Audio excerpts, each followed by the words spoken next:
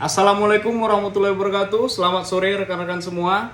Sore ini saya melihat di media sosial ya, adanya komentar dari beberapa oknum tentang rekonstruksi yang dilakukan oleh kepolisian hari ini terkait dugaan pembunuhan atau terkait kematian almarhum Brigadir Yosua Huta Barat. Banyak yang berkomentar, oknum-oknum yang berkomentar berpendapat bahwa dalam rekonstruksi tersebut tidak ada adegan dugaan pelecehan yang dilakukan oleh almarhum Yosua Huta Barat. Yosua Huta Barat hanya duduk di lantai, sedangkan yang diduga sebagai ibu PC duduk di sofa. Kemudian karena rekonstruksi seperti itu, oknum tersebut menyimpulkan tidak ada terjadinya pelecehan. Baik, saya akan menjawab tentang hal itu, tapi sebelum saya jawab, saya ingin menyampaikan, memberitahukan bahwasanya apa sih dasar rekonstruksi?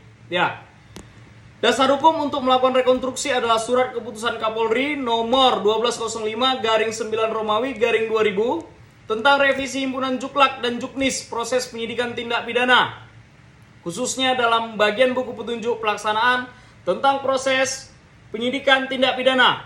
Bujuklak penyidikan tindak pidana bab 3 tentang pelaksanaan. Bujuklak penyidikan tindak pidana menyebutkan bahwa metode pemeriksaan dapat menggunakan teknik 1. Interview, 2. Interogasi, 3. Konfrontasi, dan yang terakhir 4. Rekonstruksi. Nah, menurut pasal 66 Kitab Undang-Undang Hukum Acara Pidana, tersangka atau terdakwa tidak dibebani kewajiban pembuktian.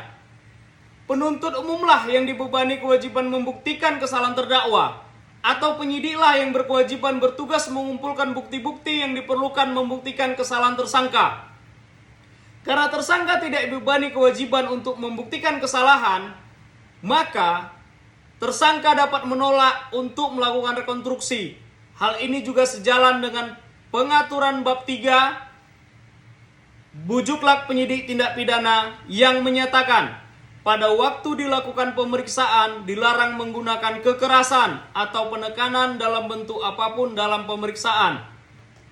Jika tersangka menolak untuk melakukan rekonstruksi, penyidik dilarang untuk menggunakan kekerasan atau penekanan dalam bentuk apapun untuk memaksa tersangka melakukannya.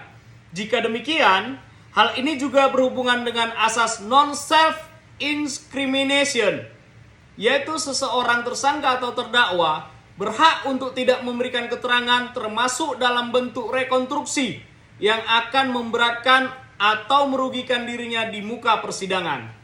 Ya. Jadi demikianlah dasar hukum, dan menurut pasal 66 Kitab Undang-Undang Hukum Acara Pidana, tersangka atau terdakwa tidak dibebani kewajiban pembuktian. Nah, menanggapi tentang ada atau tidaknya adegan dugaan pelecehan yang dilakukan oleh almarhum Brigadir Yosua Huta Barat, saya menanggapi begini. Sudah jelas-jelas dari awal-awal kita semua tahu ada dugaan penyebab terjadinya pembunuhan atau tembakan kepada almarhum Brigadir Yosua Huta Barat dikarenakan tidak patut untuk diketahui atau hanya dapat dikonsumsi orang dewasa. Sedangkan dalam rekonstruksi tersebut sudah kita pastikan akan tersebar lewat media sosial ataupun media online lainnya. Jadi tidak mungkinlah ada adegan yang diduga tidak wajar dipublikasikan. Tapi kalau memang saudara memaksa meminta adegan tersebut dilaksanakan, siapkan siapa yang menjadi pemeran wanitanya. Saya akan jadi pemeran yang diduga melakukan pelecehan tersebut. Demikian, salam keadilan, salam advokat Bung Raja. Assalamualaikum warahmatullahi wabarakatuh.